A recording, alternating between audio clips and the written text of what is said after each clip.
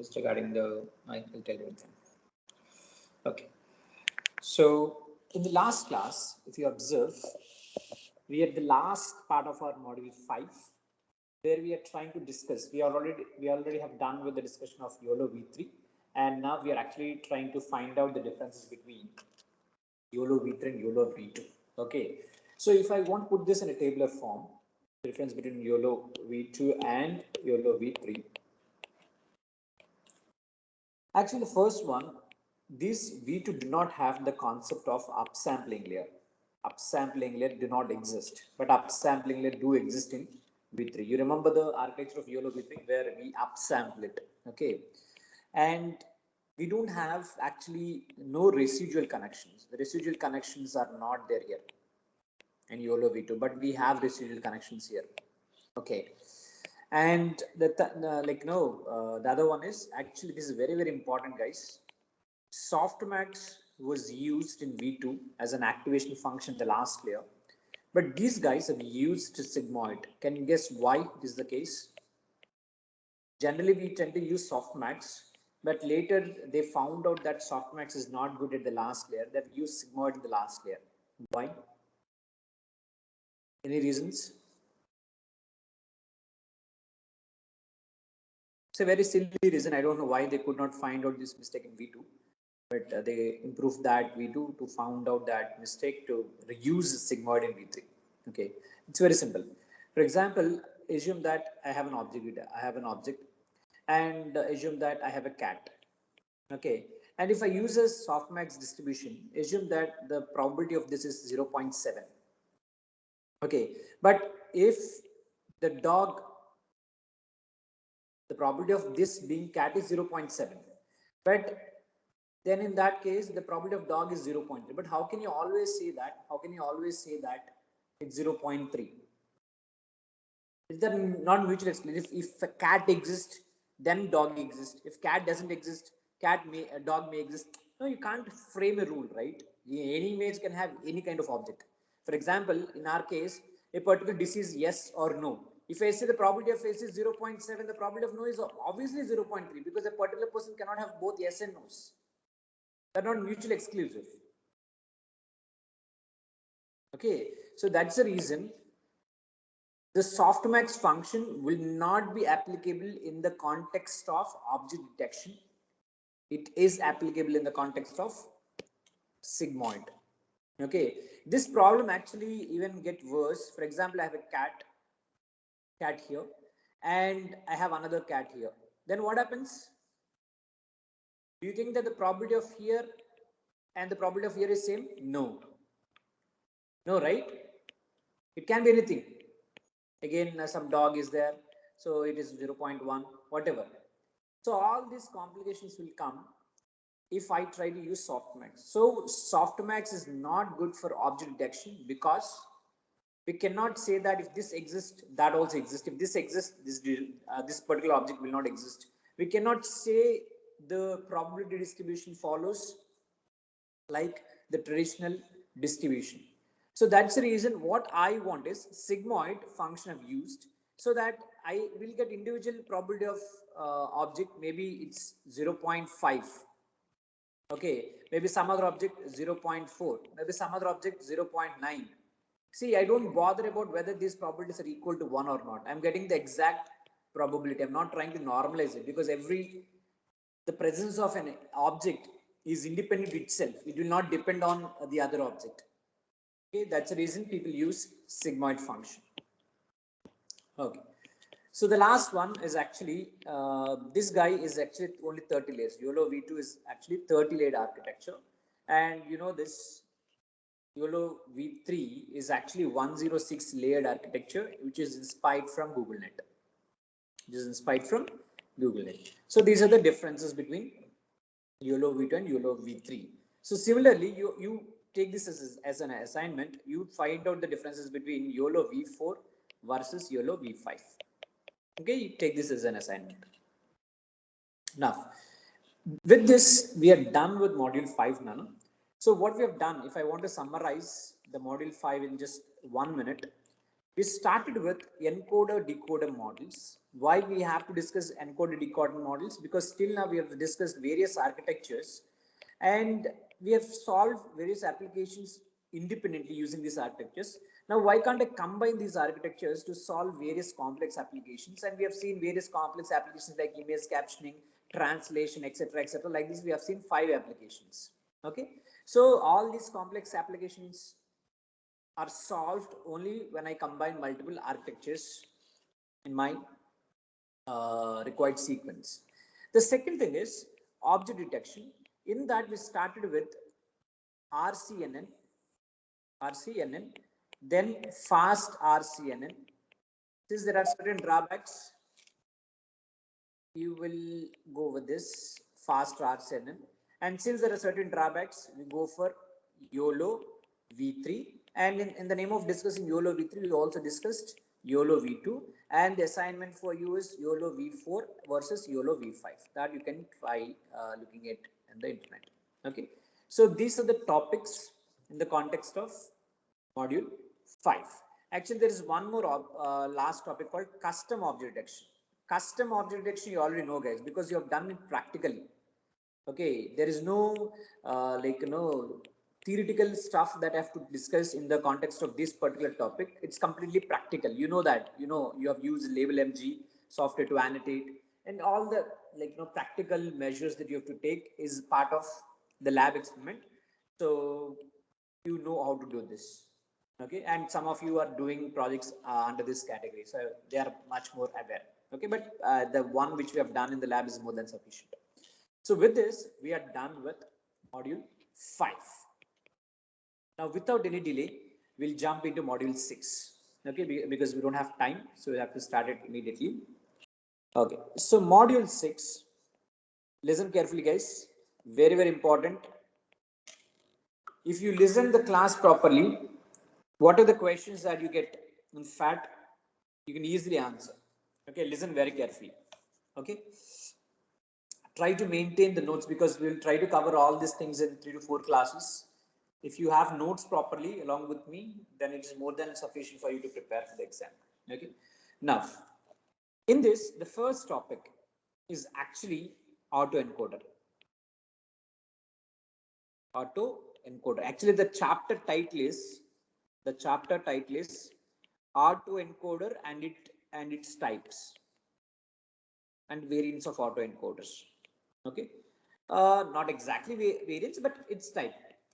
To be precise, all these are called generate. Okay, I think I don't want to reveal many details as of now, but at least the main theme is autoencoder and its types. Okay, now what is autoencoder? I'll tell you. I'll try to draw the architecture first, then you'll understand what is happening here.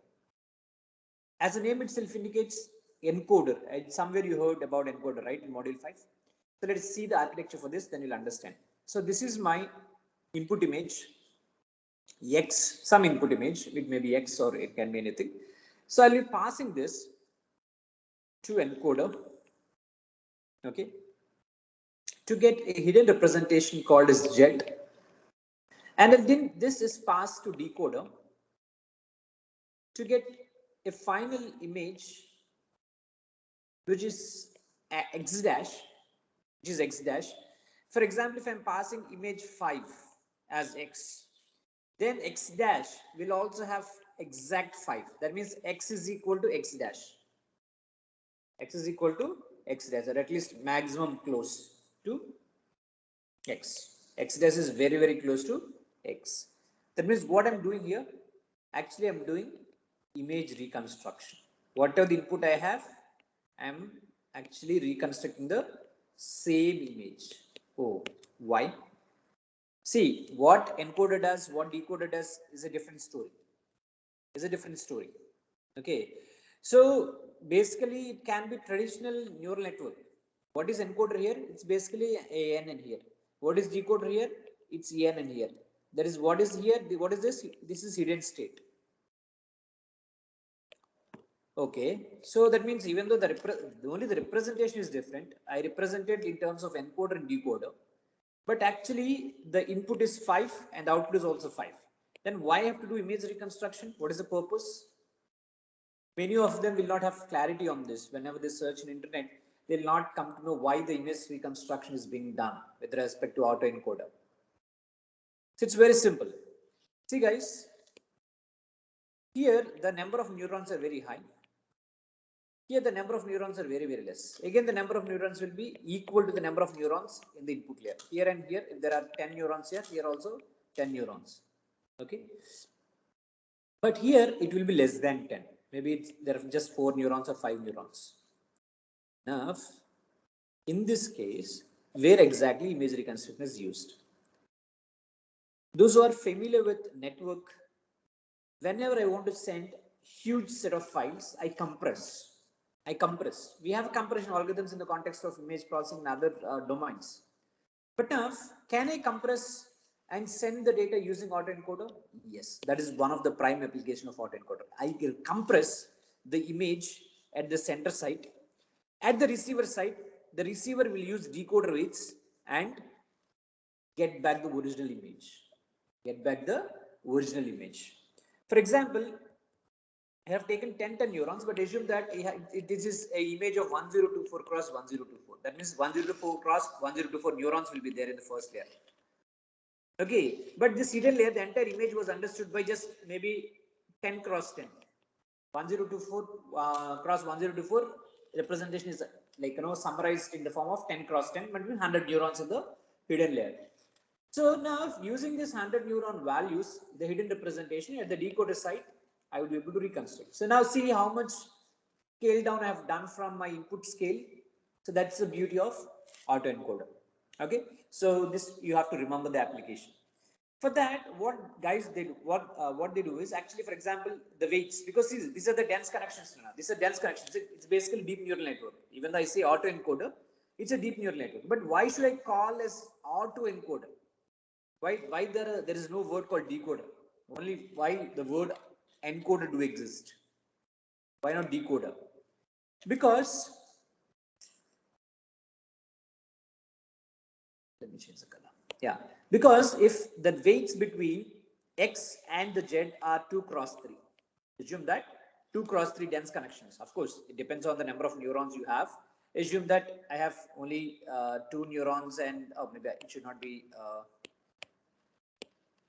exactly 2 cross 8. This should be more than this. Okay, I'm just taking an example, Nana. I'm just completely taking an example, or maybe I'll make it very, very generic. So the dimensions or the number of weights between the input and the hidden state is x cross y, then the decoder weights will be y cross x. They just transpose of the encoder weights. So you no need to actually train the weights of the decoder, because I need to reconstruct the image. So I force my network to get the reconstructed image based on the weights that I have trained in the encoder. So that's the reason it's called autoencoder. So if you train the encoder, automatically you train the weights of decoder. That's the reason it's called as autoencoder.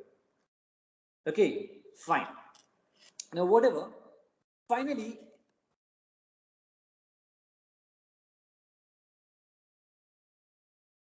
we could understand the application of autoencoder. One of the prime application is image reconstruction. Now, is this only the possible application? Can I extend the applications?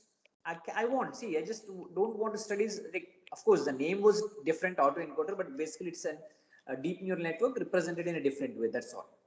But I want more applications. I don't want this. I'm not sufficient. I'm not self-sufficient with the applications that I have told you. I want more applications with autoencoder. Now, see, can I increase the resolution of the image? Oh, it's a great idea, but how do we improve? Can I improve the resolution? Okay. Can I also identify, this is my favorite application called inpainting.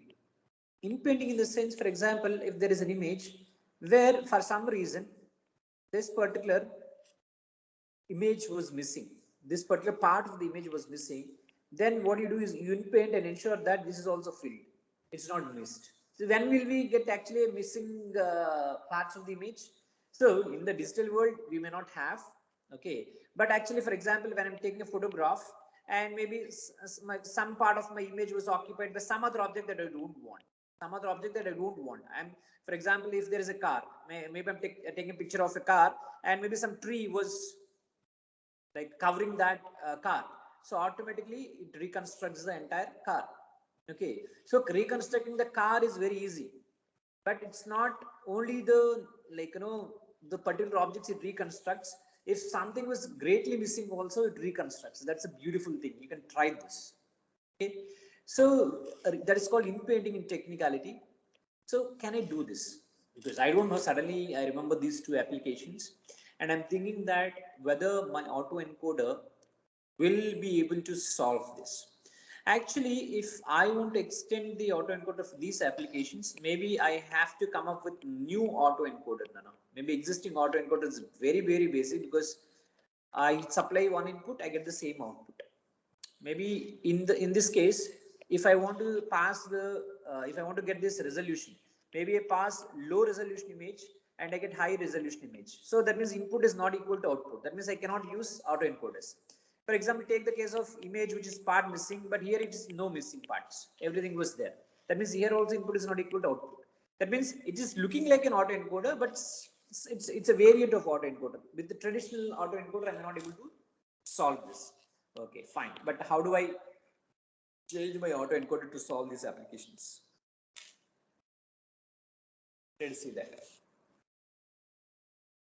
Okay, let us take the first one, or even the second one. I don't mind. Maybe take the second one. Anything is fine because the application still holds. Now, what I do is I just take the input image.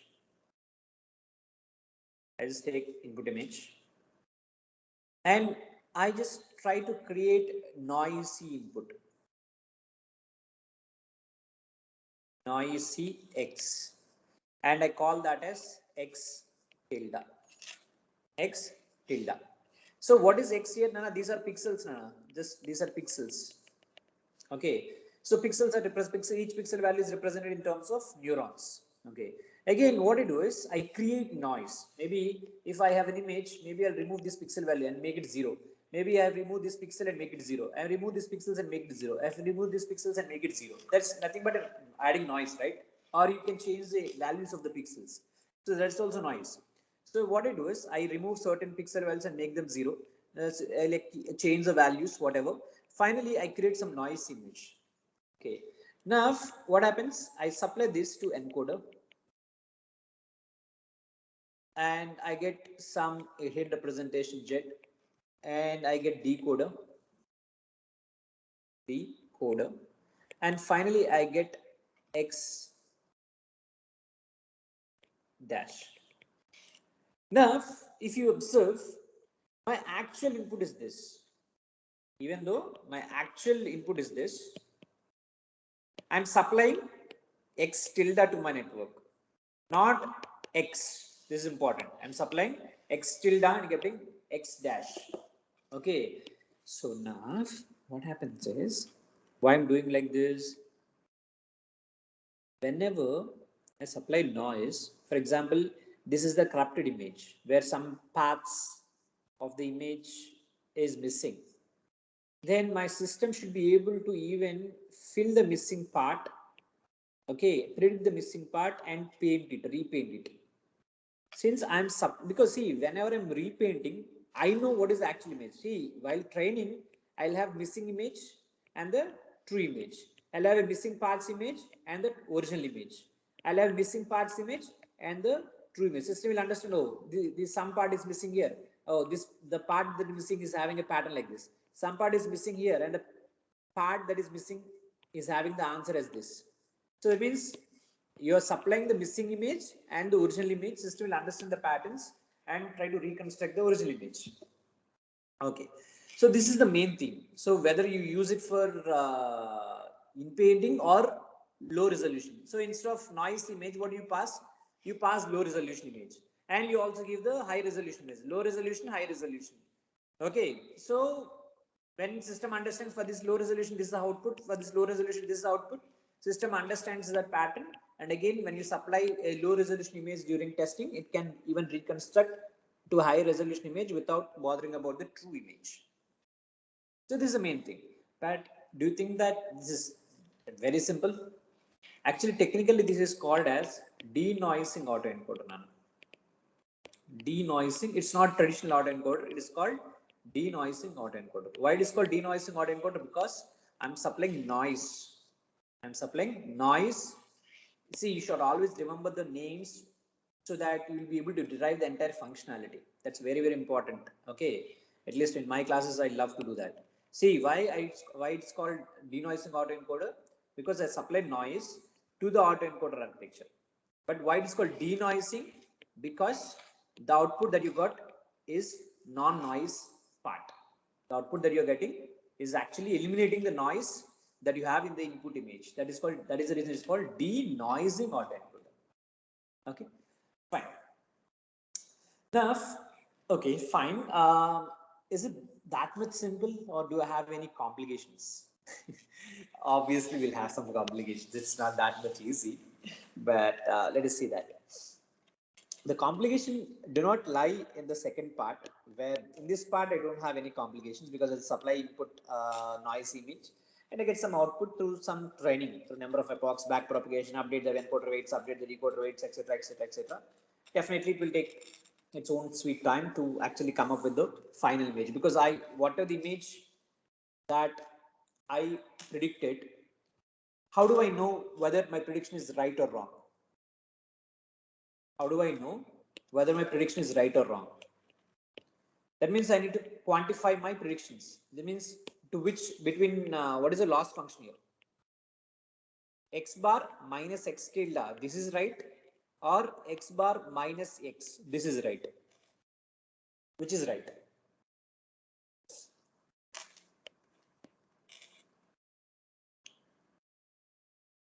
Actually, which is right, Nana? This one is right, first one is right, second one is right.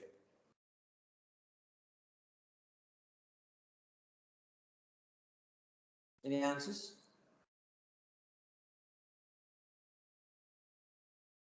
Oh my god. So we don't have time. So the questions in the exam will be like this only. If you are not answering, you'll not be able to answer in the exam also. And mostly analytical questions. Okay, it's your wish. See, the correct function is this, because I'm not bothered about this loss function. So because always this is the reconstructed image, I want to see how well I reconstructed. So I'll just compare with the actual input, that is X. As simple as that. Okay. So, but this is not the actual complication. The actual complication in the denoising autoencoder is, how do I generate noise image? Sir, what is that question? Is it a silly question? How do I generate noise? Noise can be completely random, sir. I randomly take some pixels, nullify it. I take some other random pixels, nullify it in the next epoch, some other random pixels and nullify it.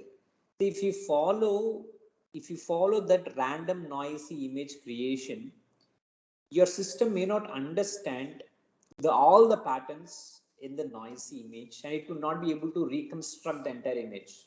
What do I mean by that? See, whenever I constructed a noise image and supplied to the hidden layer, this is hidden layer Z, okay, and I would get some output image. This is my X tilde and this is my X bar. This X bar should be very, very, very close to original image X. Okay, but this may not happen if you create noise randomly. Why?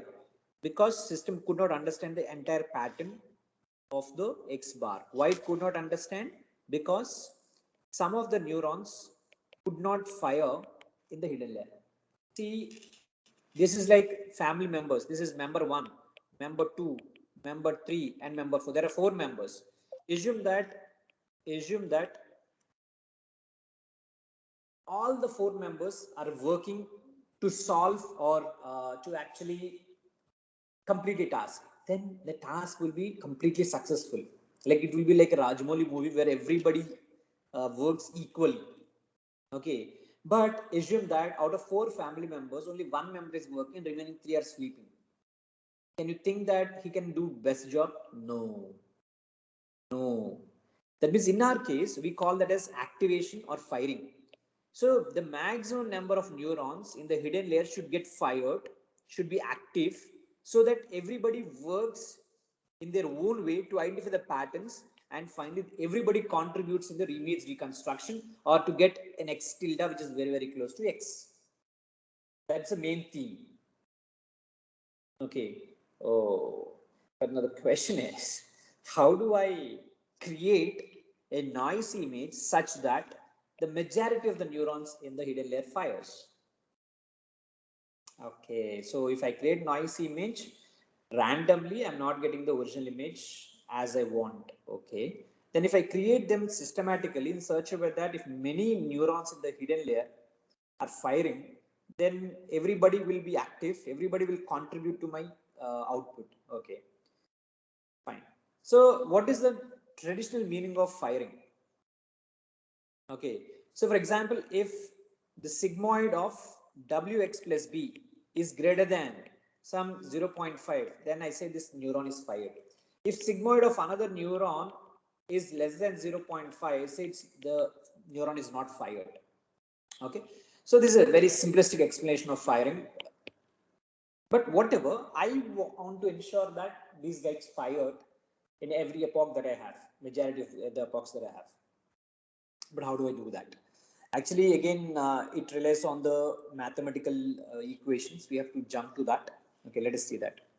So this is my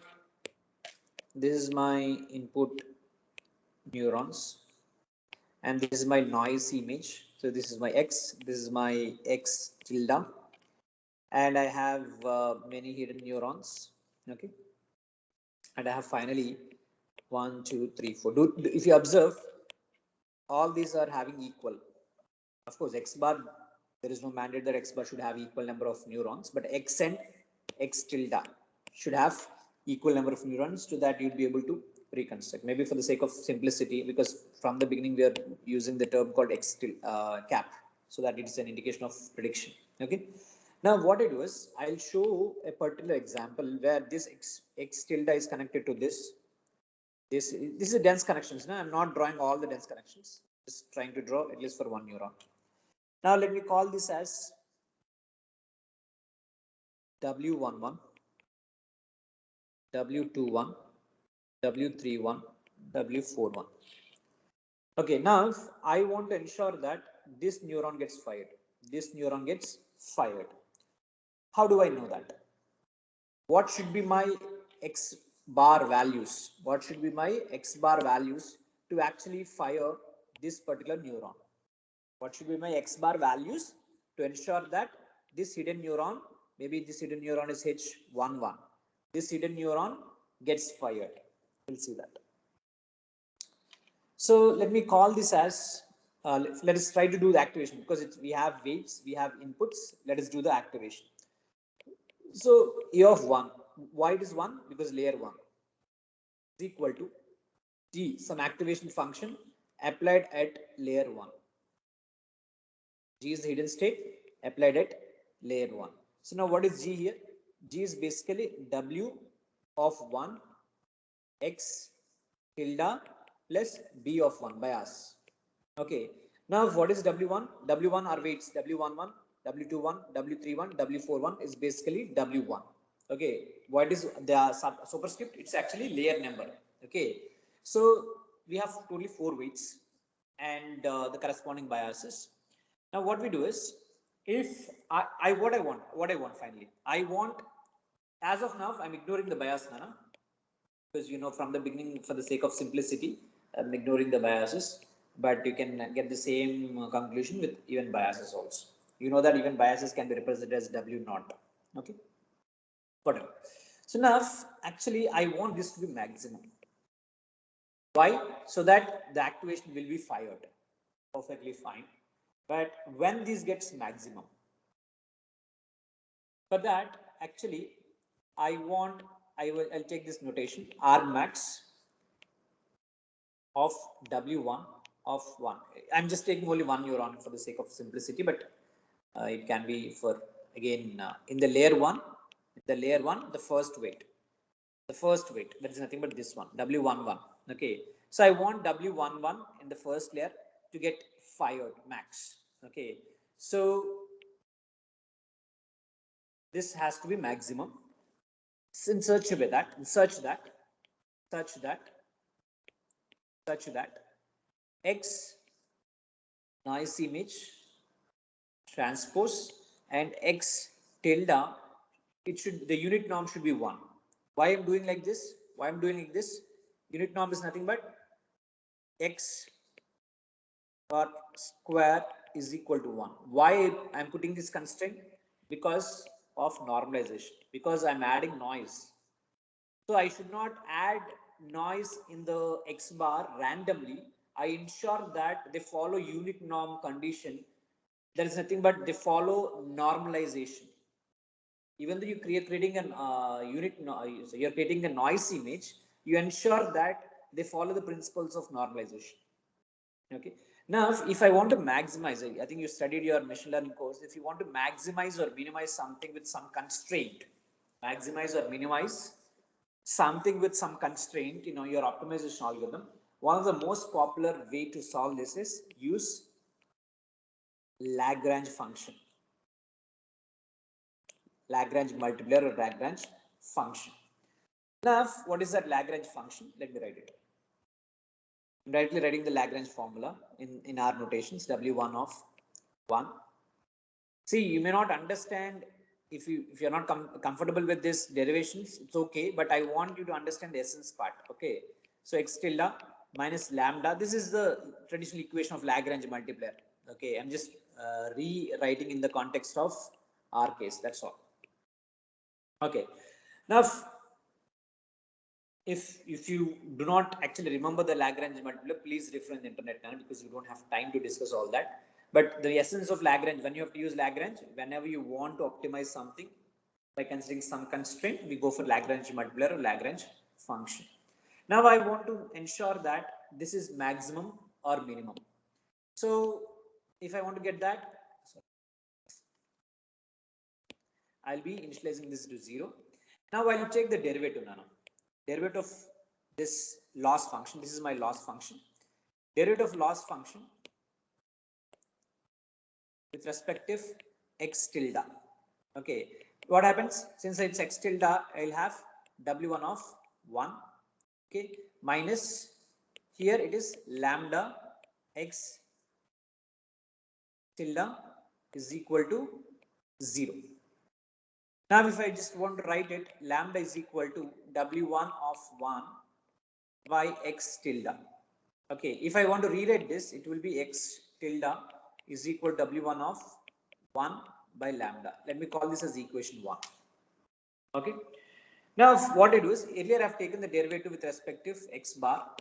Now, let me take the derivative with respect to lambda. Derivative of loss function with respect to lambda. Then if you do the derivative, it will be x bar tilde x bar minus 1, and again initialize to 0. Then it will be x bar tilde x bar is equal to 1. Okay, so then whatever I have, the x bar whatever I have, let me put that in equation 2. Let me call this as equation 2. What are the x bar that I have? Let me put that here. Okay, let me substitute in the second equation. Then it will be w1 of 1 transpose by lambda transpose w1. Just a second, give me a sec.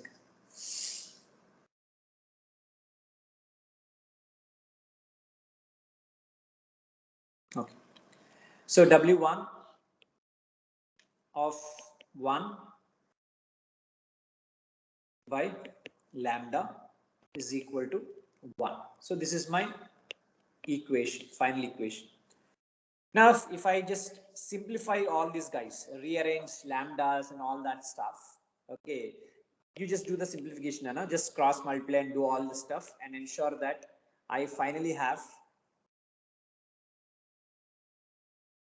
a lambda equation like this, Nano.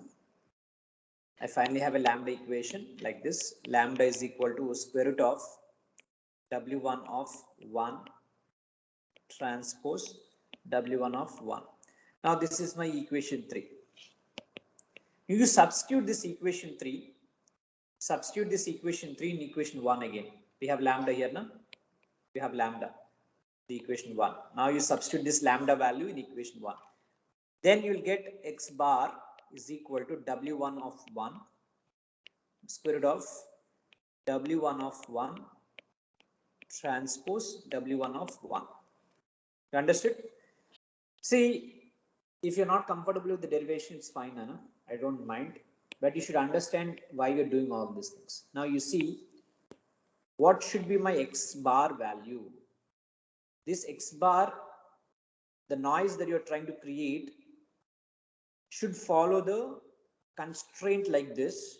If you are creating noise in the input image using this x bar formula, then the majority of the neurons in the hidden layer will get fired. If they get fired, then they can understand the pattern in the input noise and then finally try to reconstruct the output image. That's the main thing. Okay. Now, if you observe,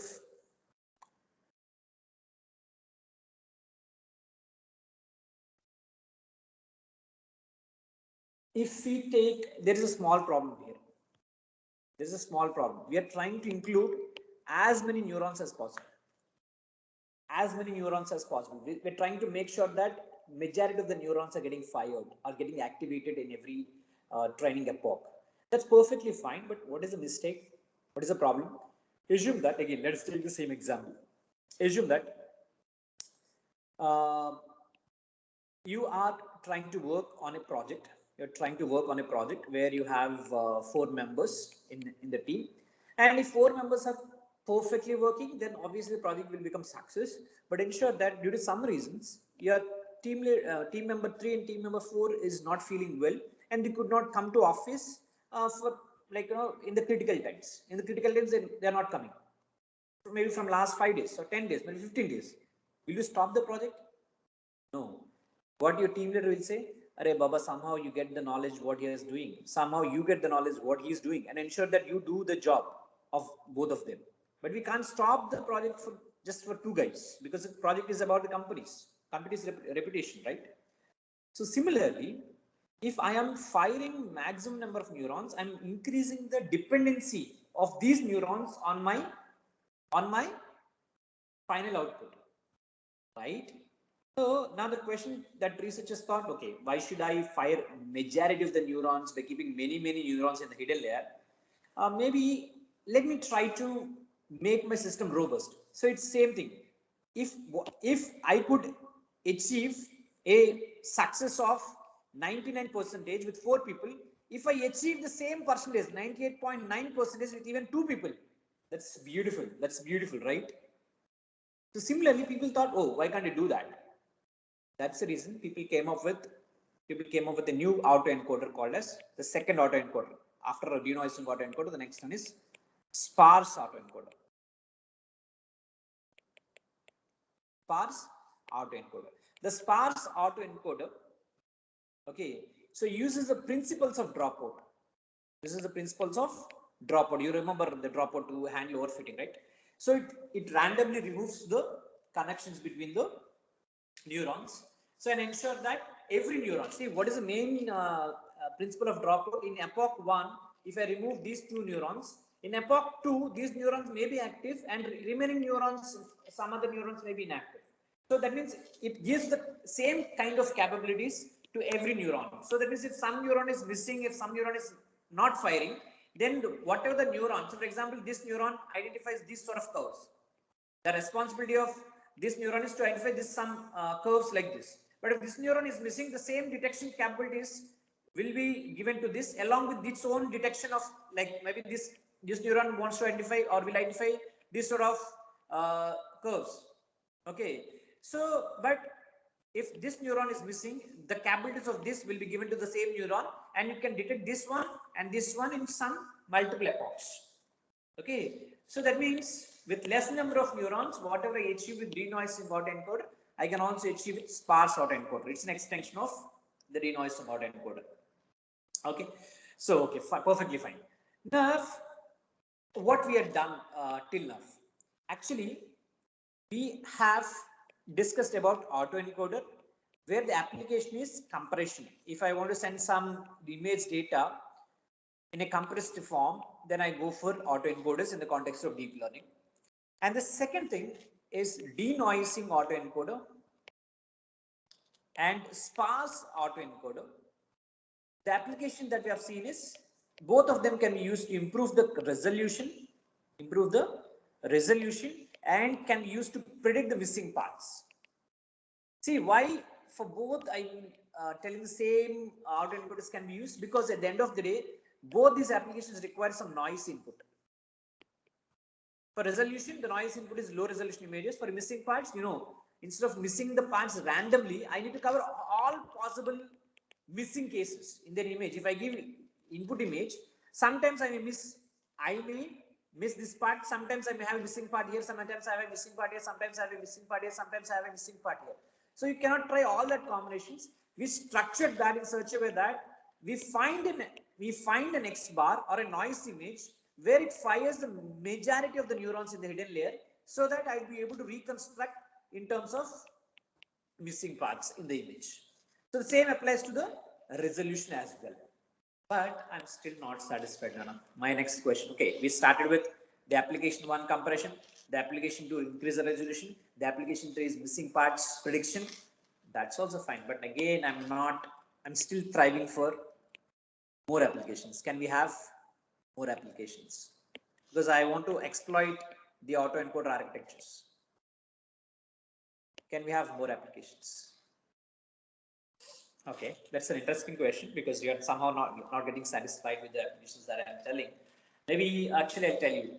Let me list out the applications and see whether I can solve those applications with my autoencoder. The application 4 is generate new images. Generate new images.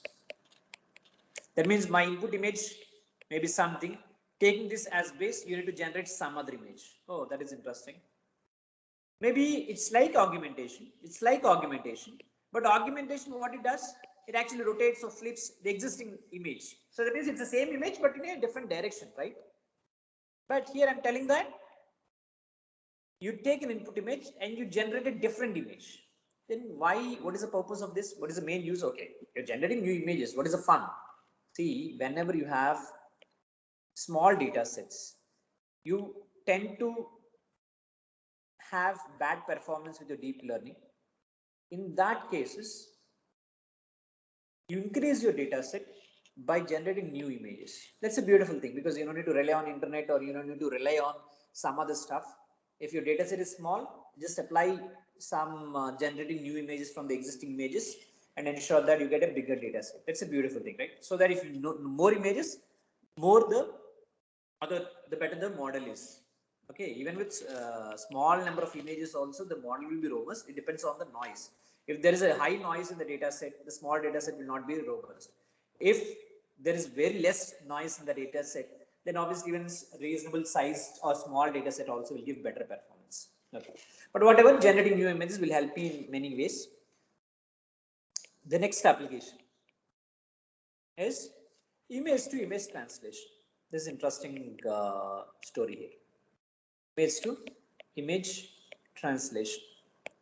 For example, the best example, one of the examples that I'm trying to tell you, aging. I think a few years back, this particular app was extremely popular. I think you have seen that Virat Kohli image is given in the present moment. I just want to know how he looks maybe after 40 years.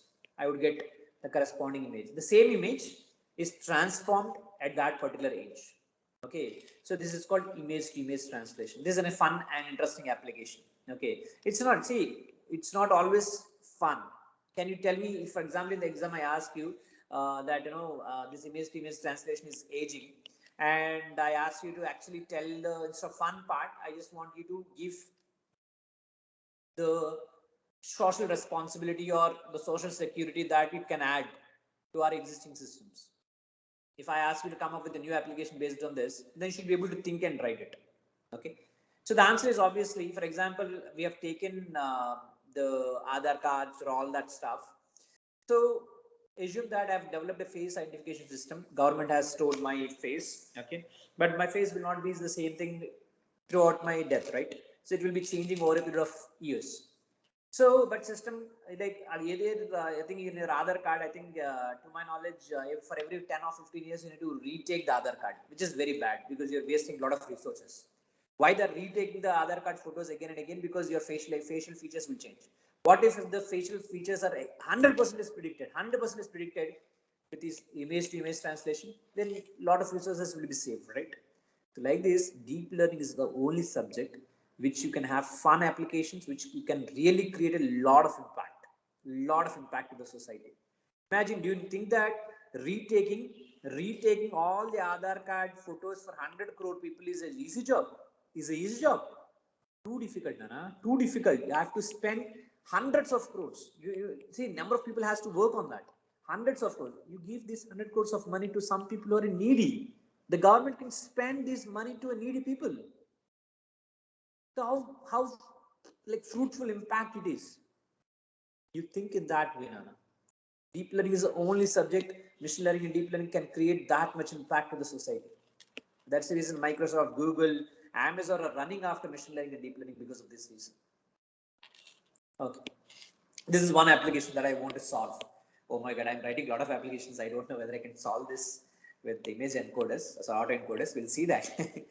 So now the next application is text to image. Text to image translation. That means I write some text. Automatically the image has to come. For example, I create my own sentence. Okay. A yellow bird with orange tail. Actually, that may not exist, Nana. That may not exist in the entire world. I'm just telling that an yellow bird with an orange tail may not exist. With an orange tail is sitting on the tree. Maybe it was not there in your data set. That is a beautiful thing about this. I love this application actually. When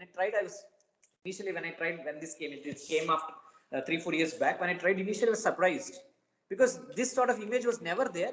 When I've written like a yellow bird with some, exactly I'm not writing the sentence, I'm just telling. An yellow bird with orange tail is sitting on the tree, even though this image was not at all existing in the entire data set. Maybe bird is there, but tree is there independently, but this as a whole was not there.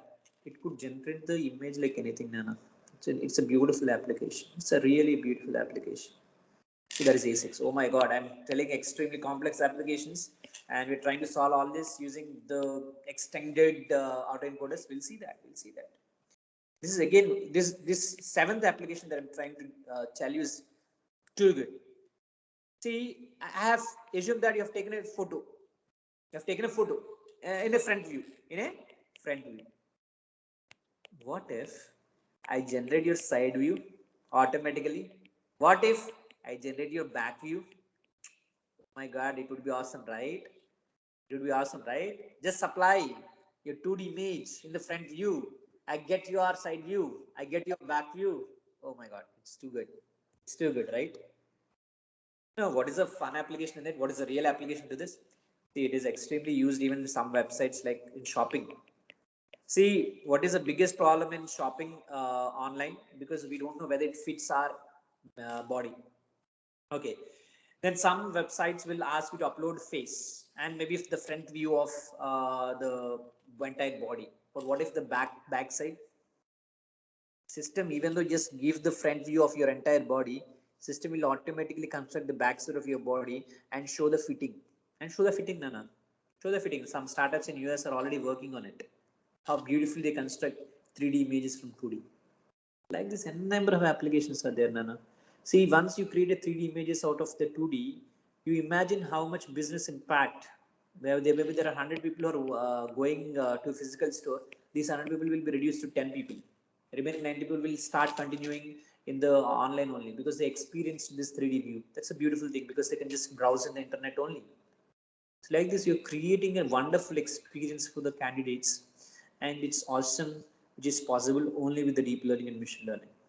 Okay. Now, oh my God, so I've given many applications. So, but let us see whether we can solve this. Actually, the only solution that solves all these applications, the technique name is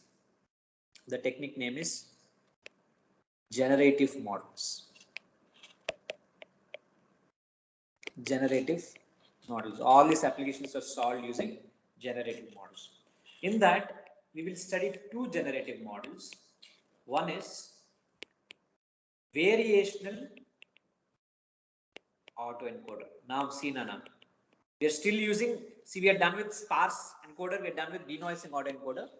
Now, we are dealing with a new encoder called as variational autoencoder. Now you see the relationship why we're discussing about autoencoders. We started with autoencoder, then go with denoising, then we have discussed about sparse. Now we finally end up at the best architecture, which is helpful to generate new images. That is called variational autoencoders. And the next one, which we will discuss, is generative adversarial networks. Okay, we have seen this in our lab also. Okay, GAN. I told na the lab that you work deepfakes. Okay, so was taken inspiration from this GANs. Okay, so generative adversarial network. Okay, these two things, if we discuss, we'll be completing the module 6. So it's not as easy as I said. Of course, the techniques are only two: variational autoencoders and GANs. Like, but these are like to be discussed in an extremely depth way. It will take some time. It will take, I think it will take minimum 3 hours, but we have 2 hours only. So we'll see that. Okay, maybe I have to upload one recorded video, one or two recorded videos to complete the syllabus. But in the next class, what we do is we just start with variation autoencoders.